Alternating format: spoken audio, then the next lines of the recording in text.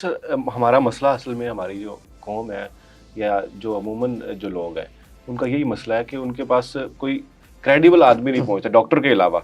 Doctor भी आप देखें कि यहाँ तक है कि अताई जो डॉक्टर्स हैं उनके ऊपर भी वो अंधाधुंध एतबार करते हैं। वो कहते हैं जो ड्रिप ला देंदा है तो उस तो बाद सानू सुकून अच्छा, आ एक जाता है। एक एक जुमला मुझे भी ज़रा सोचने जी दीजिए, आप भी इस पे सोचिएगा।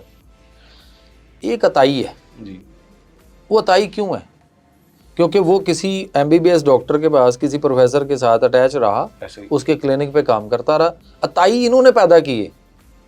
भाई आप क्वालिफाइड डिस्पेंसर रखते, बिल्कुल आप क्वालिफाइड नर्सिंग स्टाफ में से रखते, बिल्कुल तो आपको तनख्वाह ज़्यादा देनी पड़नी थी। आपने महल्ले से कोई 5 7 10 पढ़ा हुआ, कोई 8 10 पढ़ा हुआ, थोड़ा पढ़ा हुआ, कोई फेल शुदा, आपने उसको लड़के लड़की को भर्ती कर लिया कि मैंने आपको बताना है ये दवाइयाँ ऐसे करनी है, ऐसे करनी है, बना के दे दो, ठीक है। फिर उसको टीका लगाना सिखा दिया।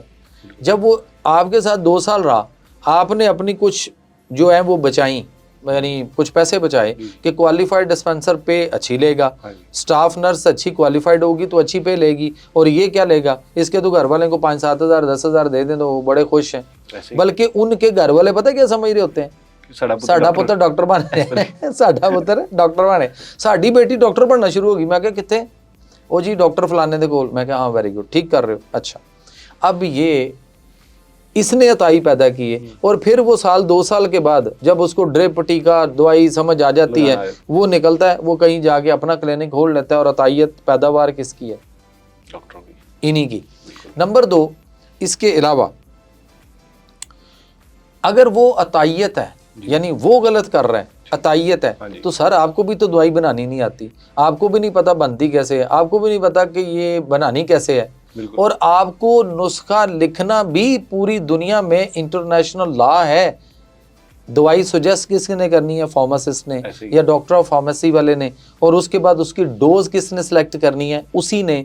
और ये तो 10 15 8 10 दवाइयां लिख देता है, सारे मेडिकल रैब को राजी कर रहा है, सारों को राजी कर रहा है ना। एक से मोटरसाइकिल, दूसरे से गाड़ी, तीसरे से पेट्रोल के पैसे, चौथे से बिल, पंजवें से कुछ और, छठे से कोई पैसे, और सारा कुछ सबसे चल रहा है, सारों को चला रहा है। और वो रोज आके उसको बता रहे हैं, वो उसको बता रहे हैं कि सर ये, सर हमारी बेचें, सर हमारी लिखें, सर हमारी दवाई बड़ी फायदेमंद है।